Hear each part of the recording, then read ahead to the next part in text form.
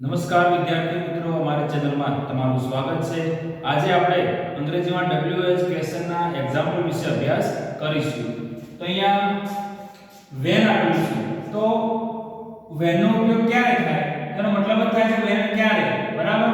તો જ્યારે વાક્ય Suresh will come to my home next Sunday, બરાબર?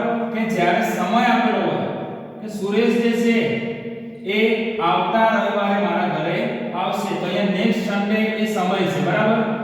તો સમય આપેલો કોઈ પણ વાક્યમાં અને સમયના નીચે લાઈન દોરેલી હોય તો આપણે when નો પ્રશ્ન બનાવી શકીએ।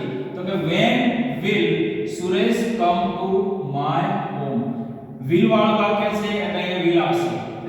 when will Suresh come to my home, Suresh મારા ઘરે ક્યારે આવશે?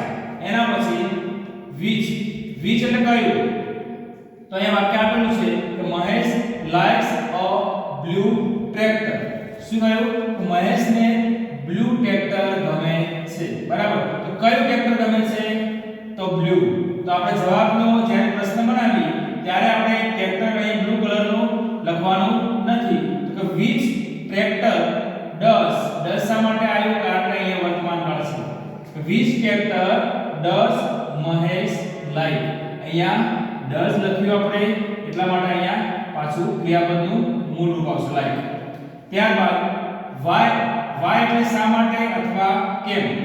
તો Paresh left his job because he did not enjoy his work, કે પરેશે એની જોબ છોડી દીધી શા માટે? તો અહીંયા કારણ આપેલું છે। કારણ એ આપેલું છે કે he did not enjoy his work, એને એનું કામ કરવું ગમતું ન હતું અથવા તેને કામના અંદર આનંદ મળતો ન હતો, એટલા માટે એને જોબ છોડી દીધી।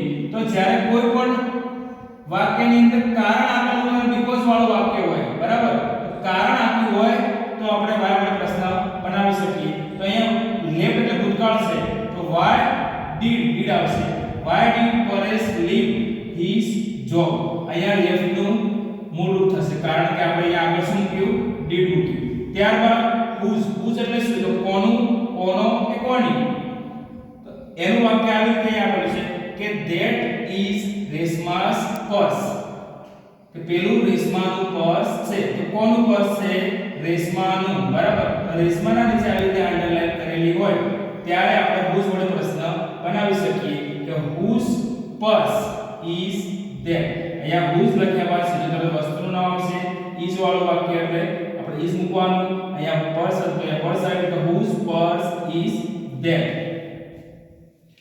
આવા અંગ્રેજી વિડિયો વધુને વધુ જોવા માટે અમારી ચેનલને સબસ્ક્રાઇબ કરો, લાઈક કરો અને વધુમાં વધુ શેર કરો। Thank you very much.